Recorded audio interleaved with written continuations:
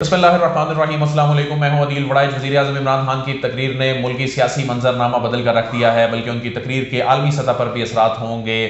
IMF के programme के बखिए उधेड़ दिए हैं। वो IMF जिसने शराइत रखी थी, जो प्रोग्राम के तहत $1 अरब की किस्त मिलनी थी, और जिस तरह नाखून चने चबा रहा था IMF, आज IMF के प्रोग्राम की शराइत को रद्द कर दिया है। IMF क्या कह रहा था? पेट्रोल की कीमतों में इजाफा करना है। IMF ये कह रहा था कि पेट्रोलियम लेवी जो है वो बढ़ानी है, बिजली की कीमतों में इजाफा करना है, खसारा खुद बर्दाश्त नहीं करना, बल्कि अवाम को ये खसारा जो है, ये इसका जो बोझ है अवाम को मुंतकिल करना है। लेकिन आज एक ऐसे वक्त में जब आलमी मार्केट में तेल की कीमतें मुसलसल बढ़ रही हैं, ऐसे में वज़ीर-ए-आज़म ने पेट्रोलियम मसनूआत की कीमतों में 10 रुपये कमी का ऐलान किया है। एक ऐसे वक्त में जब दुनिया भर में बिजली महंगी हो रही है, क्योंकि बिजली पैदा करने के जो ज़राए हैं, जो कोयला है, जो पेट्रोल है, वो महंगा हो रहा है और बिजली पैदा करने की कॉस्ट बढ़ रही है। ऐसे में 5 रुपये फी यूनिट बिजली की कीमत में कमी करने का ऐलान किया है।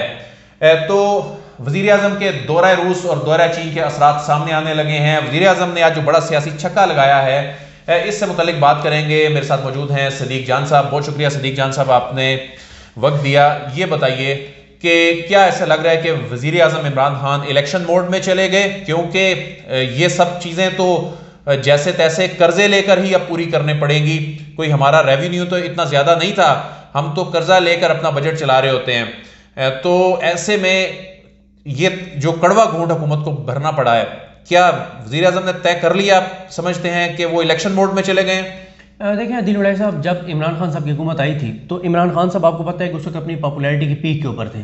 उस वक्त इमरान खान साहब कौम से खिताब करके कौम को जो मर्जी कहते थे, कौम ने उनकी बात पे मनोन यकीन कर लेना था, क्योंकि लोगों को पता भी था कि किस तरह से मुस्लिम लीग नून की हुकूमत ने, इससे पहले पीपल्स पार्टी ने मुईशत के साथ क्या किया, हालात क्या थे मुआशी तौर पर। लेकिन इमरान खान साहब ने क्या किया? इमरान खान साहब ने पहली कोशिश ये की थी कि हम IMF के पास ना जाएँ, और उसके बाद मुस्लिम लीग नून वाले बैठ के यही तंकीद करते थे कि इनका सबसे बड़ा ब्लंडर ये था कि IMF के पास ताखीर से गए।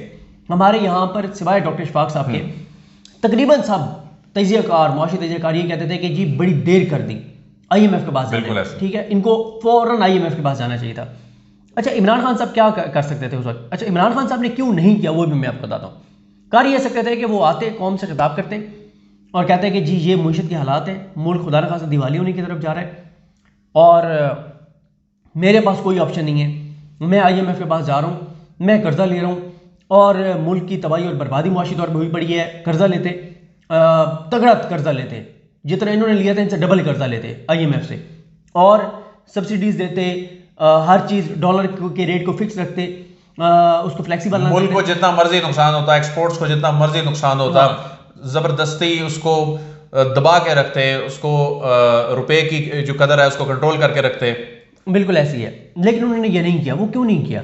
अगर उस वक्त इमरान खान साहब ये अनाउंस कर देते कि जी मुल्क के हालात मुआशी तौर पर ये और खुदा न खासा दिवाली होने जा रहा है, मुल्क तो एक पैनिक हो जाता मुल्क के अंदर ना, इन्वेस्टर ना आता, जो इन्वेस्टमेंट थी वो भी निकल जाती और खुदा न खासा मुल्क जो है वो मुआशी तौर पर कोलैप्स कर सकता था। इसलिए उन्होंने नहीं किया। अच्छा, फिर एक जो अगला पॉइंट है उसके ऊपर भी ज़ाहिर है डॉक्टर इशफाक साहब की एक मुख्तलिफ राय है, डॉलर को फिक्स और फ्लेक्सिबल वाला।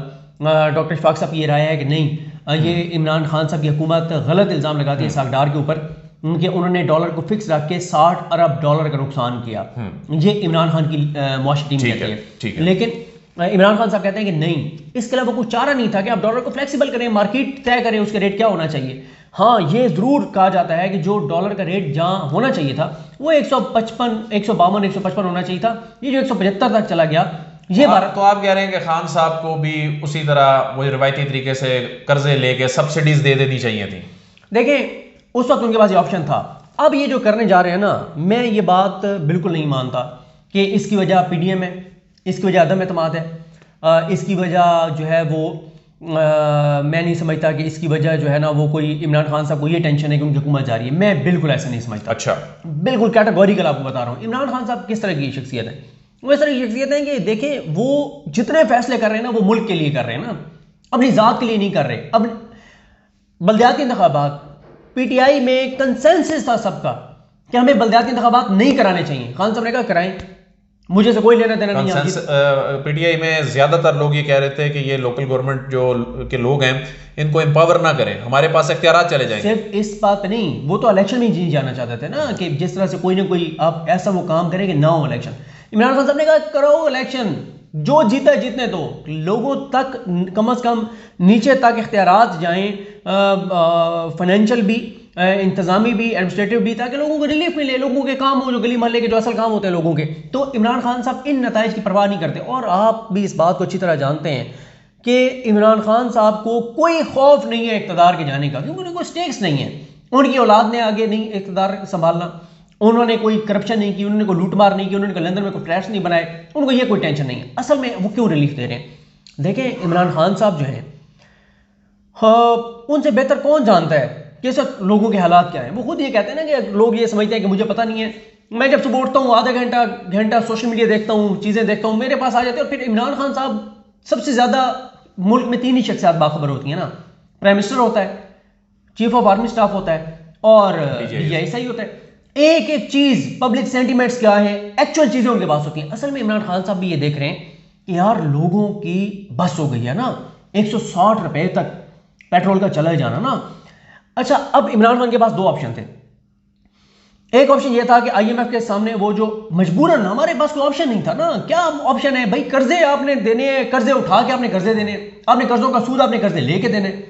अब इमरान खान के पास क्या ऑप्शन था? एक ये था कि जाने देते पेट्रोल, जिस तरह से इंटरनेशनल मार्केट में बढ़ रहा है सर, ये इंटरनेशनल मीडिया इस वक्त रिपोर्ट कर रहा है कि $125 फी बैरल तक ये जाएगा, जिसका मतलब यह है कि कम से कम 250 से 300 रुपए तक फी लीटर आपका पेट्रोल जाना है। क्या इमरान खान साहब तक जाने दें? मुल्क के अंदर तो बर्बादी हो जाएगी। अच्छा, IMF तो कह रही थी कि ये कीमतों में इजाफा किया जाए और अवाम पे इसको मुंतकिल किया जाए, इस बोझ को। अब ये तो IMF की शराइत को उन्होंने रद्द कर दिया। हाल ही में दौरा रूस से आए हैं, 3.5 घंटे की मुलाकात सदर पुतिन के साथ होती है, उससे कबल दौरा चाइना हुआ। आप समझते हैं कि कुछ ना कुछ वो इन दोनों ममालिक से लेकर आए हैं, यही वजह है कि इस कॉन्फिडेंस से वो IMF की इन शराइत को रद्द कर रहे हैं? बिल्कुल आप ठीक कह रहे हैं। देखें, पूरे इंटरनेशनल मीडिया आप उठा के देखें, वाकई इमरान खान साहब ये दुरुस्त कहते हैं कि सदी का सबसे बड़ा क्राइसिस था ये कोविड वाला। उसके बाद जो कीमतें, कमोडिटी प्राइसेस ऊपर गई, और जो ट्रांसपोर्टेशन और इन चीज़ों की वजह से जितनी गई, वो सारी इंटरनेशनल मीडिया आप देखें, अमेरिका, UK, हर मुल्क का आ रहा है, कहीं 50 साल रिकॉर्ड टूट गया, कहीं 70 साल रिकॉर्ड टूट गया। फिर हम तो ऑलरेडी, हमारा तो वेंटिलेटर पे थे हमारी मुईशत।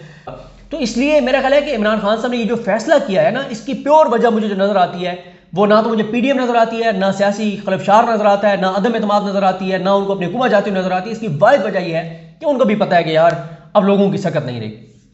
बहुत बहुत शुक्रिया सदीक चंद साहब। लेकिन नाज़रीन, वज़ीर आज़म साहब ने अपनी स्पीच में ये भी बताया कि जो उनके रिसेंटली दौरे हुए हैं, एक चीन का दौरा, उसके बाद रशिया का दौरा, तो इस हवाले से उन्होंने ये भी इंडिकेशन दिया कि आने वाले दिनों में इन दौरों के जो असरात हैं, इनके जो मुस्बत असरात हैं, ये भी नज़र आ जाएंगे। उन्होंने तो अगरचे ज़्यादा गंदम की इंपोर्ट के हवाले से, रशिया के हवाले से बात की, लेकिन 3.5 घंटे की जो ये मुलाकात हुई है सदर पुतिन के साथ, इसमें दीगर अमूर पर भी बात हुई है। आज IMF से इस तरह से ऐसा लगना कि कुछ छुटकारा हासिल करने की कोशिश की जा रही है, उसके जो टारगेट्स हैं, उसकी जो शराइत हैं, उसको रद्द कर दिया गया है। इसका मतलब ये है कि कोई अल्टरनेट जो है वो पाकिस्तान ने सोचा है, कोई वज़ीर आज़म साहब कोई अल्टरनेट कुछ देख रहे हैं। यही वजह है कि उनकी जो शराइत अभी जो रिसेंटली अभी उनकी जानिब से आयद की गई हैं, उनको रद्द करके तेल और बिजली की कीमतों में ना सिर्फ इजाफा नहीं किया, बल्कि कीमतें कम की हैं, और यह भी कह दिया कि आइंदा बजट तक इन कीमतों में कोई इजाफा नहीं होगा। और इसके अलावा जो स्कॉलरशिप के हवाले से जो यूथ है, उन्हें 26 लाख स्कॉलरशिप, IT सेक्टर को टैक्स फ्री कर दिया है, इंटर्नशिप प्रोग्राम मुतारिफ कराया जा रहा है, सास प्रोग्राम की जो वजीफ़ा है वो बढ़ा दिया है। तो ये सवाल अपनी जगह मौजूद है कि ये रकम आएगी कहाँ से, और एक ऐसे वक्त में जब आप IMF को भी ये कह रहे हैं कि हम आपकी बात नहीं मानेंगे, तो ऐसे में जो हालिया 2 दौरे हैं, और ख़ासतौर पे जो रशिया का दौरा वज़ीर आज़म करके आए हैं, ऐसी चीज़ें लग रही हैं कि इसमें कोई बड़ी कमिटमेंट्स जो हैं वो पाकिस्तान के साथ शायद हुई हैं। आने वाले दिनों में इनके पॉजिटिव डेवलपमेंट्स जो हैं देखने को मिल सकती हैं। अदील वड़ैच को इजाज़त दीजिए, आपसे फिर मुलाकात होगी। अल्लाह हाफ़िज़।